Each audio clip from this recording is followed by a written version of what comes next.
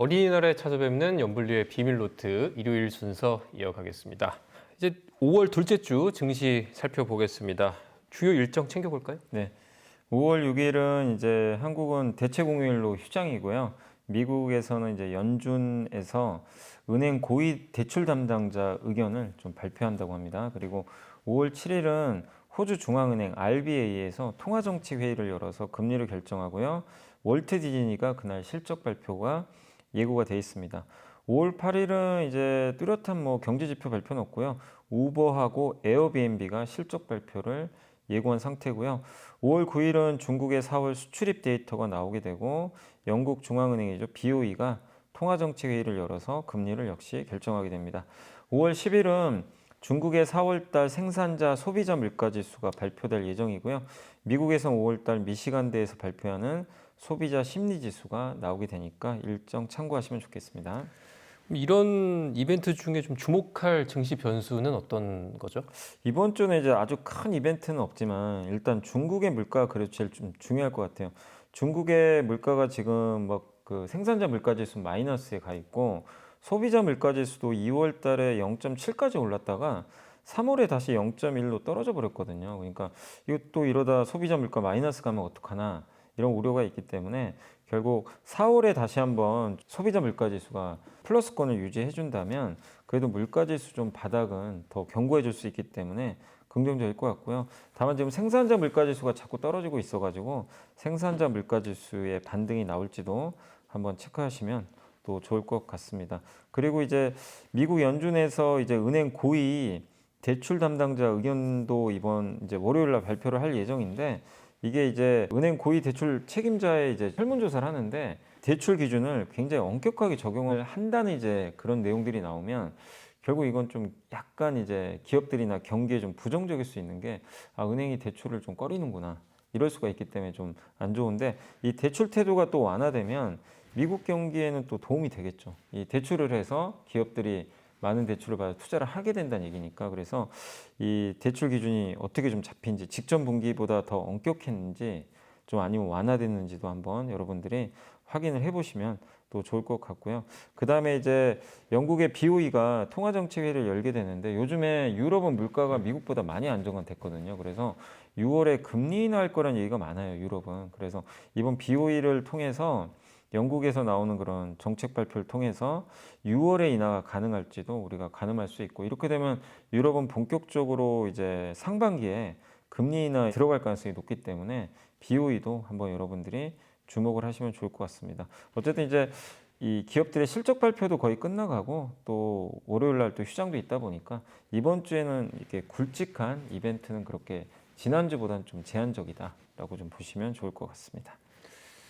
중국 경기가 좀 가라앉아 있지만 요즘 중국 주식시장은 약간 들썩들썩하는 것 같아요. 홍콩 지수가 올해 1월에 저점 찍었다가 지금 한 20% 정도 올라왔는데 이런 중국 증시의 변화 이유는 뭐라고 보십니까? 일단 중국 증시가 지난 3년간 안 좋았거든요. 그러니까 일단 기술적으로도 올라갈 수 있는 조건이에요. 일단 3년 내내 빠졌기 때문에 그것도 있었고 또 거기다가 지금 이제 외국인들도 그런 걸 좀 생각하고 최근에 좀 그 외국인들이 홍콩 증시에 좀 투자하는 모습도 좀 나오고 있는 것 같습니다. 여기에 중국 정부가 계속 부양책을 쏟아내고 있죠. 그 효과도 있는 것 같고 그러다 보니까 4월 29일 같은 경우는 건설업종 지수가 무려 하루에 12%나 급등하는 그런 모습도 나왔다고 합니다. 그러니까 한마디로 올해는 중국이 좀 이 부동산까지도 한번 부양을 좀 해주지 않을까라는 좀 기대감이 높아지고 있고 특히 청두시 같은 경우는 부동산 구매 제한을 해제한다라고 이런 좀 언급이 있었다고 합니다. 그래서 결국 주요 도시들의 이런 부동산 규제 완화도 일단 중국 증시에 호재로 좀 작용을 한 것 같고요. 그리고 중국 증시가 또 저평가됐다는 이유도 있는 게 니케이 225하고 S&P 500 지수가 PER이요. 각각 27배가 다 넘거든요. 굉장히 좀 비싼 편이죠. 근데 이 홍콩 증시 같은 경우는 PER이 9.99배밖에 안 되거든요. 그러니까 그만큼 많이 빠진 거죠. 그래서 가격적인 매력, 거기에 중국의 지표호전, 부양책, 부동산도 그동안은 굉장히 구조정을 했는데 올해는 좀 약간 부양하는 거 아닌가. 그러면 거기에 이제 상장돼 있는 이제 기업들의 주가도 당연히 긍정적일 수밖에 없다 보니까 홍콩 증시는 일단 그런 걸 이제 반영을 하면서 최근에 강세 기조를 좀 이어가고 있다라고 먼저 말씀을 드리겠습니다. 지난달 30일에 중국 정치국 회의도 열렸잖아요. 이것도 어느 정도 변수가 될 수 있을까요? 이 중국의 정치국 회의에서 사실 이제 삼중전회라고 있는데 이게 삼중전회가 이제 중국의 중장기 경제 노선을 논의하는 자리거든요. 근데 여기가 원래 작년 10월하고 11월에 개최를 했어야 되는데 안 하고 계속 미룬 거예요. 뭐 이유는 명확히 나온 건 없습니다. 근데 이번에 정치국 회의를 통해서 올해 7월에 개최하기로 이제 결정을 했습니다. 그래서 이게 왜 삼중전회가 중요하냐면, 그러니까 올해 7월에 무슨 얘기가 나올지 모르지만 1978년도에 그 삼중전회를 열었을 때 덩샤오핑이 중국의 개혁 개방을 선언을 했고요. 그다음에 2013년도에는 시진핑 주석이 한잔역 정책을 조금 완화하는 정책이 나왔다고 합니다. 그래서 이번에도 결국 이 삼중전회 통해서 좀 뭔가 의미 있는, 특히 지금 중국 경기가 좀 안 좋은 상황이잖아요. 썩 좋은 편은 아니다 보니까 중국의 또 경제 노선에 대해서 뭔가 좀 뭐 부양책이 또 나올 수도 있거든요. 그래서 이번 7월에 그런 내용들이 나올지는 아직은 확정된 건 아니지만 개최하기로 결정했으니까 한번 여러분들이 지켜보시면 좀 좋을 것 같고, 그 다음에 이번에 그 경제 평가에 대해서도 얘기들이 나왔는데 그동안에 좀 관행인지 모르지만 뭔가 경제 정책을 내놓으면 정강 후약이 좀 많았나 봐요. 그러니까 처음에는 막 열심히 해요. 근데 끝으로 갈수록 흐지부지 되는 그런 게 많았는데 이번에는 정강 후약식, 뭐 이걸 그 중국식 용어로는 선긴 후송이라고 하는데 처음에는 굉장히 빡빡하게 진행하는데 후반에는 느슨하게 가는 걸, 요거를 이제 선긴 후송이라고 합니다. 근데 이거를 피하겠다 이번에. 그러니까 처음부터 끝까지 일관되게 추진하겠다. 이런 문구는 긍정적인 거죠. 그러니까 처음에 좀 굉장히 정책적으로 막 푸시업을 하다가 나중에는 그냥 흐지부지 되는 게 좀 있었는데 이번엔 그렇게 안 하겠다는 거예요. 그러니까 이 부분은 일단은 주식시장에도 당연히 좀 긍정적으로 작용할 수 있는 그런 부분이 아닌가 이렇게 좀 보여지고, 또 이구환신이라든가 이런 이제 중국의 부양책도 좀 계속 나오고 있는데 어쨌든 이제 헌 제품을 가져오면 새 제품으로 교체해주는 이런 정책들도 계속 좀 추진할 가능성이 좀 높아졌고, 부동산 재고도 소진할 정책을 예고를 했다고 합니다. 그래서 부동산 공급 보장을 첫 번째 사안으로 좀 제시를 했다고 하는데 주요 지역의 부동산 규제를 아마 완화할 걸로 지금 기대한다라는 지금 시장의 전망이 나오고 있는 것 같아요. 그래서 이런 부분도 긍정적이고, 또 거기에 이제 마지막으로 자본시장에 대해서 정책 기대감도 좀 높아지는 게, 최근에 우리나라도 밸류업을 하는데 중국도 지금 밸류업 정책을 좀 최근에 좀 일부 발표를 하고 있거든요. 그래서 뭐 주주환원을 제대로 못 한다거나 아니면 뭐 불법 행위를 한다거나 이런 것들에 대한 단속을 좀 강화하겠다라고 좀 언급을 했는데 이거를 신국 구조라고 하더라고요. 그러니까 중국이 10년에 한 번씩 자본시장과 관련해서 정책 발표를 좀 하거든요. 근데 이번에는 밸류업, 한마디로 중국 기업들의 주주 가치를 올려가지고 이 주가를 좀 부양하는 그런 정책들을 좀 최근에 발표하고 있어서 이 부분은 역시 또 중국 주식시장에 우호적으로 작용을 할 것 같습니다. 중국의 어쨌든 부동산이나 주식시장이 살아나면요, 중국 사람들의 소비가 늘거든요. 그래서 이번에 정치국 회의 자체는 물론 뭐 앞으로 몇 달 더 지켜봐야 되겠지만 발표 자체는 좀 긍정적이지 않을까라고 판단은 좀 하고 있습니다. 그 우리 4월 수출 데이터가 발표가 됐는데요. 뭐 7달 연속 수출 플러스가 나왔고 대미 수출도 좋았어요. 이사님께서는 어떻게 보십니까? 수출은 저는 굉장히 긍정적이었다 이번에 판단하고 있고요. 일단 지난해보다 13.8%나 증가를 했고 지금 7달 연속 플러스 수출 기록을 하고 있고요. 특히 자동차 수출이 역대 최대액을 다시 경신을 했고 반도체가 무려 56.1%나 증가한 것도 눈에 띄는 대목입니다. 근데 반도체하고 선박은 좀 변동성이 크니까 이걸 좀 제외해서 다른 걸 봤거든요. 그래서 반도체와 선박 제외 일평균 수출도 데이터를 봤더니 11.3% 증가를 했어요. 그러니까 결국엔 반도체만 좋은 게 아니에요. 지금은 확산이 되고 있다. 사실 지난 3월까지 데이터는요, 너무 반도체만 좋았어요. 반도체 일변도였거든요. 근데 지금은 그게 아니라 다른 업종으로도 온기가 퍼지고 있어서 이번 데이터는 상당히 고무적이다 이렇게 봐야 될 것 같고, 또 미국 수출도 역대 최고로 좀 늘어났지만 중국 수출이 항상 마이너스가 좀 많았잖아요. 근데 이번 4월에는 중국 수출까지도 9.9%나 증가를 했습니다. 그래서 이번 데이터는 뭔가 너무 미국과 반도체에 집중된 이 데이터가 좀 확산되는 모습이 나와서 일단은 좀 이번 4월 데이터는 올해 들어서 그래도 나온 수출 데이터 중엔 그래도 가장 긍정적인 데이터가 아닌가라고 좀 판단을 하고 있습니다. 그럼 이런 4월 수출 실적에서 주목할 만한 기업이 있다면 어떤 기업이겠습니까? 예, 요거는 이제 한번 수출 데이터 이제 발표한 그 자료들이 있어가지고 한번 이제 말씀을 드리면 일단 첫 번째가 그 반도체에서는 디램 쪽의 단가가 여전히 올라가고 있어서 당연히 이건 삼성전자 하이닉스 쪽에 좀 긍정적으로 좀 보여지고요. 그리고 쿼츠라고 하는데 이게 반도체 장비에 들어가는 그 소모성 부품이거든요. 그거 수출도 4월에 크게 증가했는데 그걸 만드는 기업이 원익QNC라는 기업이 있습니다. 그 기업도 일단은 긍정적이고 그 다음에 반도체 이런 웨이퍼를요 공정마다 이송하고 다녀야 됩니다. 그래서 그 이송 장치 만드는 회사가 사이맥스라는 기업이 있거든요. 이 회사의 수출도 개선됐다고 하니까 참고를 하시면 좋겠고 그 다음에 이제 2차 전지 쪽에서는 스웨덴 쪽으로 가는 그 동박이 있습니다. 요 수출이 크게 증가해서 신고가를 경신했다고 하는데 요거 이제 수출하는 기업이 바로 SKC가 동박 수출을 하고 있거든요. 그래서 좀 긍정적으로 보여지고 그다음에 헬스케어 쪽에서는 이 약을 만들 때 원료 의약품이 필요하잖아요. 그래서 대표적인 회사들이 이제 삼성바이오로직스 같은 기업들인데 원료 의약품 수출이 또 크게 상승한 점도 긍정적이고 필러 있죠. 이제 우리 보톡스도 있지만 이 필러 주사도 많이들 맞으시잖아요. 요것도 수출이 좀 꾸준히 늘고 있는데 여기 관련된 기업들이 이제 대표적으로 뭐 휴메딕스 같은 기업들이 있고 그 다음에 이제 그 여드름 이게 패치제라고 하는데 창상 피복제라고 있거든요. 그거 만드는 회사가 TNL인데 여기도 수출이 역대 최고치를 또 경신을 좀 했다고 하니까 그 부분도 좀 참고하시면 좀 좋을 것 같고요. 또 요즘에 우리나라 화장품 수출 잘 되잖아요. 그래서 기초 화장품 수출 여전히 잘 되고 있고 라면 수출 금액도 여전히 그 신고가를 좀 내면서 상당히 좋고 풍력 그 해상 풍력에서 밑에 바다에 이렇게 좀 고정하는 하부 구조물 만드는 회사가 SK 오션 플랜트인데 여기도 수출이 한 3월 대비해서 2배 가까이 증가했다고 하니까 이런 이제 풍력 쪽도 모멘텀을 좀 받지 않을까 이렇게 보여지고요. 마지막으로 석유화학 쪽에서는 송원산업의 상하방지제하고요. 금호석유가 만드는 그 MB 라텍스 이 MB 라텍스가 그 고무장갑 같은 거죠. 이 수술용 장갑 같은 건데 이런 쪽에 대한 수출도 4월에 크게 증가했다고 하니까 4월 수출 데이터 쪽에서는 이런 기업들도 한번 여러분들이 분석을 해보시면 또 좋을 것 같습니다. 요즘 중국 관련 기업들 주가가 좀 강세라고 하는데 아무래도 중국 경기가 바닥을 쳤다. 앞으로 이제 회복의 기대감도 크고 또 부양책도 구체화되니까 그런 것 같긴 하거든요. 근데 5월에도 이런 흐름이 이어질까요?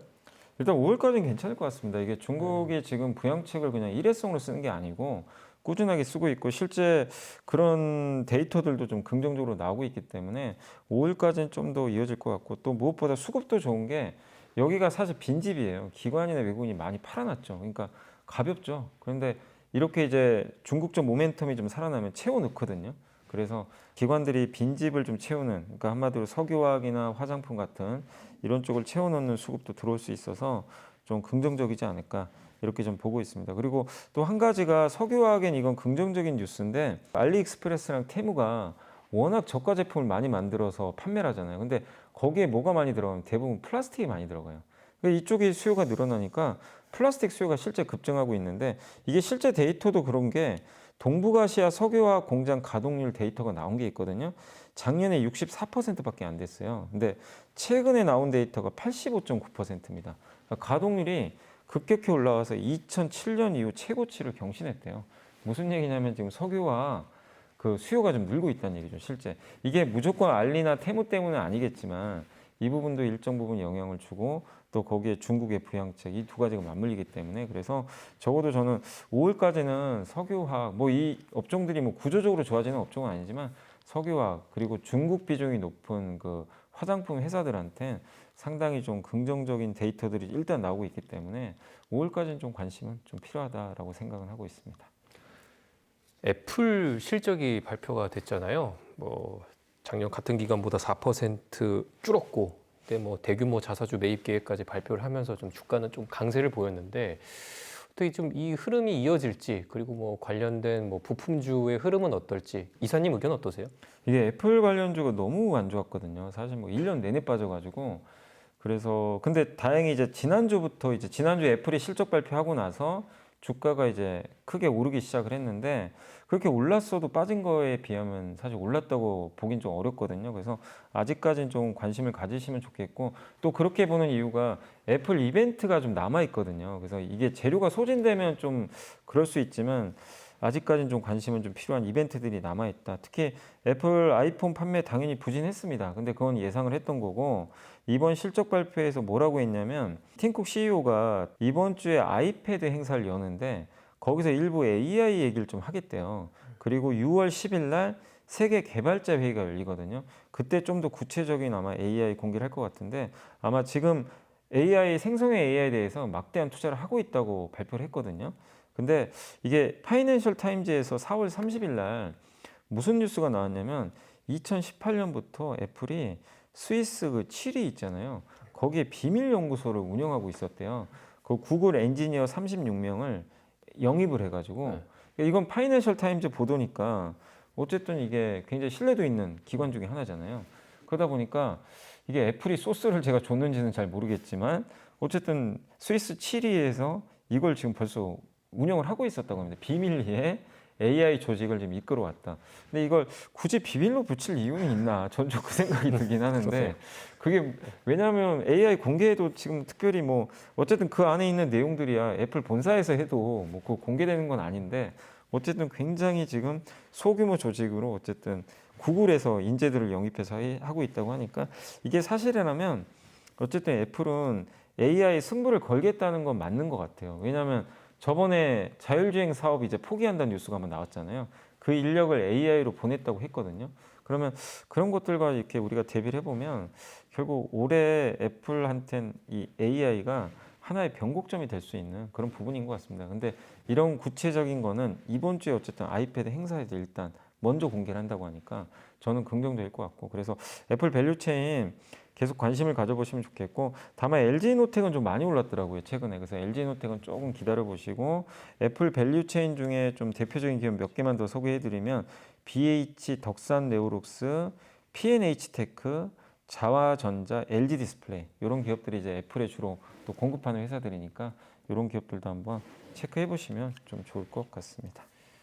그 얼마 전에 이재용 회장이 독일 자이스 본사 갔잖아요. 여기가 되게 유명한 광학 기업이잖아요. 그 반도체 EUV 장비 네, 그 맞습니다. 기술 갖고 있는 업체인데 뭐 어쨌든 우리나라 반도체 기업도 투자를 공격적으로 하고 있어요. SK 하이닉스도 또 20조 원 들여서 청주에 D램 생산 공장 또 짓겠다고 하고 일단은 이런 반도체 장비주 관심을 계속 가져야 될 것 같은데 이사님 어떻게 보세요? 네, 가져야 될 것 같아요. 그러니까 원래 장비주가 올해는 왜냐하면 이제 삼성이나 하이닉스가 투자를 많이 안 할 거라고 많이들 좀 봤거든요. 근데 지금 분위기는 그게 아니라 HBM 수요가 워낙 많고 또 하이닉스가 이거 예상을 못했던 거죠. 20조 원 투자를 갑자기 발표를 한 데다가 그것도 모자라서 또 그 옆쪽에 청주 공장 쪽에 그 또 추가 투자를 검토하겠다라는 그런 언론 보도가 또 있었거든요. 그러니까 한마디로 HBM 같은 이제 이 신형 메모리 반도체 수요가 그만큼 많이 늘는데 공급은 부족하다는 얘기죠. 그래서 장비주한테는 오히려 사실 장비주를 봤을 때 올해보다 내년이 더 좋겠죠. 이렇게 되면. 왜냐하면 이런 공장을 먼저 지은 다음에 장비가 들어가니까. 그래서 장비주 투자는 긍정적일 것 같고 또 이번에 그 이재용 회장이 EUV 만드는 장비 만드는 회사가 네덜란드 ASML인데 여기가 아니라 거기 들어가는 부품이죠. 이 렌즈 같은 거. 자이즈라는 회사에 이제 찾아갔거든요. 독일에. 근데 이 회사 또 부품이 없으면 EUV 장비가 사실 또 무용지물입니다. 이 회사 것만 써야 돼요. 예. 왜냐하면 이제 빛을 이렇게 렌즈로 이렇게 튕기는 거죠. 반사시키는 건데 그러려면 그 흡수를 하지 않는 특수 그 렌즈가 필요하거든요. 근데 그걸 만드는 회사다 보니까 어떻게 보면 이제 값보다 을이 세고 이 자이즈를 을보다 센 병이라고 하더라고요. 예, 그 정도로 굉장히 핵심적인 부품을 만드는데 그럼 왜 굳이 이 병이라는 회사에 찾아갔을까? 이거 한 단계 더 건너 떠가지고 그 얘기는 뭐냐면은 결국엔 지금은 이 기존의 메모리 반도체는 미리 만들어 놓고 고객이 오면 그냥 팔면 돼요. 주문형이 아니죠. 미리 만들어 놓는데 지금의 HBM은 주문형입니다. 미리 만들어 놓을 수가 없고요. 저기 고객이 원할 때 주문이 들어와야 만들거든요. 그 얘기 뭐냐면 과거의 메모리랑 이제 공식이 바뀌었어요. 협상력이 정말 중요합니다. 그 얘기는 얼마 전에 최태원 회장이 엔비디아의 젠슨왕 만나고 왔더라고요.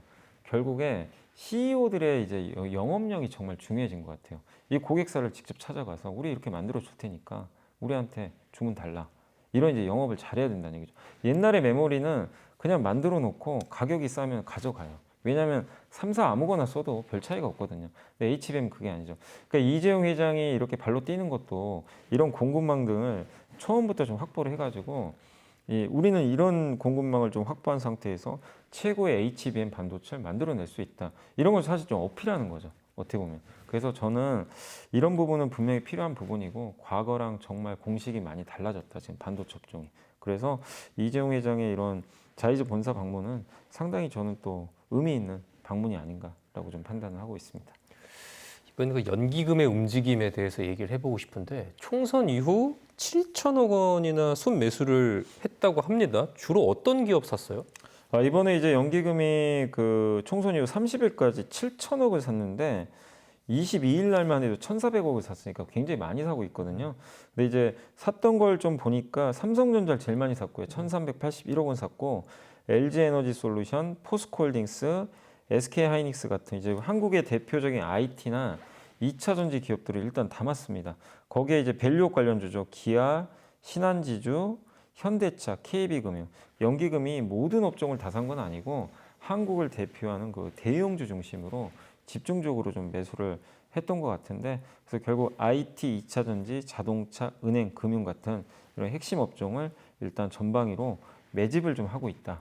이렇게 보시면 좋겠고 올해 아마 연기금이 주식을 좀 사야 될 거예요. 주식 비중이 좀 줄어들어 있었기 때문에 그래서 앞으로도 만약에 산다면 이런 대형주 중심으로 계속 매수가 들어오지 않을까라고 일단은 좀 판단을 하고 있습니다. 밸류업 그 관련주 주가 부양에 좀 연기금이 나선 거 아니냐 이런 시각도 있단 말이죠. 네, 근데 그런 분석도 있는데 물론 이제 이번 발표가 약간 실망스럽다는 부분도 있어서 사실 그 발표한 당일에는 연기금이 많이는 아닌데 일부 좀 팔더라고요.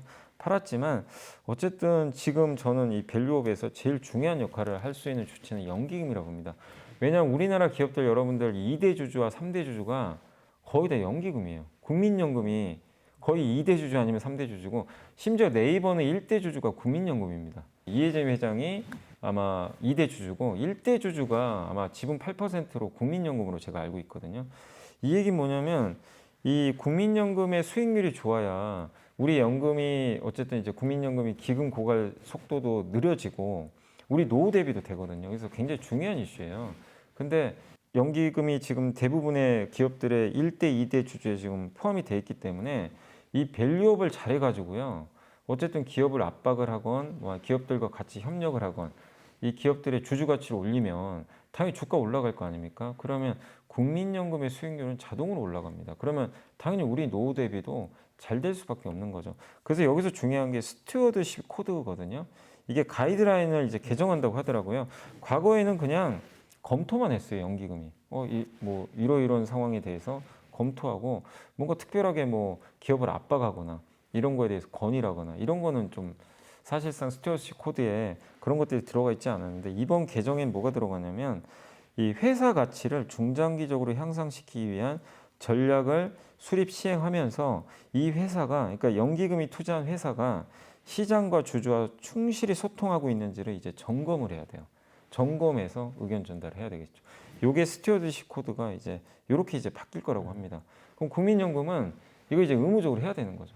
그러면 이제 국민연금이 많은 기업들의 1대, 2대, 3대 주주니까 계속 의견 개진을 하겠죠. 그럼 기업들은 그거에 또 맞춰가야 되거든요. 그래서 저는 앞으로 여러분들이 좀 봐야 될 건 이 스튜어드십 코드 가이드라인 개정이 어쨌든 이런 식으로 잘 이루어져 가지고 실제로 나중에 국민연금이 기업들의 어떤 얘기를 하는지도 한번 좀 잘 주목하시면 좋을 것 같습니다. 그래서 연기금이 이렇게 매수를 하고 또 이런 밸류업에 동참할 수 있는 그런 부분들을 법으로 이렇게 그러니까 정부 정책으로 이렇게 추진하는 부분들은 일단 한번 우리가 기대해 볼 수 있는 그런 부분이 아닌가라고 한번 정리는 해드리겠습니다. 알겠습니다. 저희 마지막 순서죠. 여미사님이 선정한 이번 주의 보고서 어떤 주제입니까? 네, KB증권의 이은택, 김민규, 하인한, 김진우 연구원님이 쓰신 자료고 5월달 투자 전략입니다. 그래서 5월 이제 장세가 시작됐으니까 한번 참고하시면 좋을 것 같아서 말씀드리겠고 제목은 실적 장세 이국면으로 이동하고 있다. 이렇게 좀 나온 좀 내용인데 일단 이제 주식시장이 좀 변동성이 좀 확대가 좀 되고 있는 상황인데 증시 버블 좀 우려도 좀 있잖아요. 근데 증시의 버블을 그 버블 랠리를 이끄는 거는 투자자들의 희망과 기대라는 심리인데 사실 이게 절망으로 바뀔 때 버블이 터져버린다고 합니다. 근데 보통 버블이 언제 터지냐면 이게 절망으로 바뀔 때가 1980년대하고 1995년 한 번 있었는데 그때 1980년대에는 연준 의장이죠. 폴 벌커가 너무 강력한 긴축을 한 거예요. 그러니까 금리를 이제 인상을 멈췄다가 다시 금리를 올려버린 거예요. 그러면서 이제 한번 버블이 터져버렸고 95년도에 앨런 그린스펀이 94년도에 기준금리를 1년에 3%에서 6%로 2배 올려버렸거든요. 그러다 보니까 증시가 한번 또 부러지는 흐름이 나왔다는 거죠. 그리고 닷컴 버블 때 2000년에 증시가 한번 이렇게 버블 터져서 부러진 적들이 있는데 이게 공통적으로 함의하는 게 뭐냐면요. 버블이 터질 때 증시가 일단 과열이어야 되고요. 그 다음에 경기가 좀 고점일 때 그리고 연준이 긴축을 다시 페달을 밟을 때 이 세 가지가 좀 맞춰지면 버블이 터졌다고 합니다. 근데 지금 보면 사실 증시가 모르겠어요. 많이 오른 건 맞죠. 많이 오른 건 맞는데 과열 정도까지는 아닌 것 같고요. 그 다음에 연준이 지금 긴축 페달을 지금 밟진 않고 있잖아요. 연준 의장도 제가 일부 시간에 말씀드렸지만 금리 인상은 아직 아니다 했기 때문에 버블이 뭐 이렇게 그러니까 뭐 닷컴 버블이나 이런 것처럼 버블이 터질 지금 그런 조건에 맞지 않고요. 그럼 경기 고점 부근은 얼마로 설정을 하냐면 ISM 제조업 지수가 60 정도 될 때 우리가 보통 경기 고점이라고 하는데 지금 ISM 제조업 지수는 50이 안 돼요. 아직까지. 그래서 경기 고점으로 볼 만한 근거도 없다. 그래서 시장이 일부 이제 금리가 좀 오르고 막 이러다 보니까 흔들린 부분이 있지만 이 버블 랠리가 뭐 끝나거나 버블이 터지거나 이럴 절망으로 갈 수 있는 그런 상황은 아니라는 거는 한번 염두에 두시면 되겠고 그다음 올해 하반기 주도주는 이렇게 좀 보고 있는 것 같습니다. 소비 경기 민감주하고 연구개발 투자할 수 있는 그런 업종에 있는 속해 있는 기업들이 좀 주도주가 될 것 같다. 이렇게 좀 언급을 해줬는데 그래서 화장품과 지금 요즘에 의류 관련된 중국 관련된 내구 소비재 이런 쪽을 좀 주목하자는 그런 의견들이 좀 들어가 있고 최근에 중국 정부가 또 여러 가지 소비 부양책 좀 계속 발표하고 있잖아요. 그래서 중국 소비주들 좀 눈여겨보자는 그런 여기 내용들이 좀 담겨 있고요. 거기다가 지금 연구개발 투자 관련해서는 우주항공 쪽을 좀 좋게 보고 있는 것 같습니다. 지금 정부가 5월 달에 우주항공청도 이제 드디어 출범을 하다 보니까 이 부분이 이제 하반기까지는 계속 이어질 걸로 보고 있는 것 같아요. 그래서 5월 달 투자 아이디어로는 화장품, 또 중국 사람들이 한국에 올 때 수혜받을 수 있는 그런 이제 관광 효과를 누릴 수 있는 그런 업종하고 우주항공 업종을 좀 눈여겨보자는 그런 의미니까 한번 참고하시면 좋겠고 이익률 개선폭이 점점 커지는 업종으로 좀 몇몇 종목을 좀 여기 적어줬거든요. 그래서 그 기업들까지만 한번 설명해드리겠습니다. 기계 방산 우주 쪽에서는 하나 에어로스페이스, 세트랙아이, 인텔리안 테크를 좀 꼽아주셨고요. 화장품 쪽에서는 APR하고 아모레퍼시픽을 좀 꼽아주셨습니다. 그리고 배터리 소재 쪽에서는 삼성 SDI랑 포스코 퓨처엠을 꼽아줬고 반도체 소부장 쪽에서는 HPSP, 이오테크닉스, 하나머티리얼즈를 꼽아줬습니다. 마지막으로 중국 관련된 기업들이죠. 호텔 레저 쪽 파라다이스, GKL, 하나투어를 꼽아줬으니까 한번 이런 그 내용들 참고하셔서 5월달 전략 잘 수립하시면 좋을 것 같습니다. 네, 이사님께서 추천해 주신 종목들 한번 눈여겨보셨으면 좋겠습니다. 어린이날 연휴에 찾아뵀던 염블리의 비밀노트 오늘은 여기까지 하려고 하는데요. 연휴 잘 마무리하셨으면 좋겠습니다. 염 이사님도 고생 많으셨습니다. 고맙습니다. 감사합니다.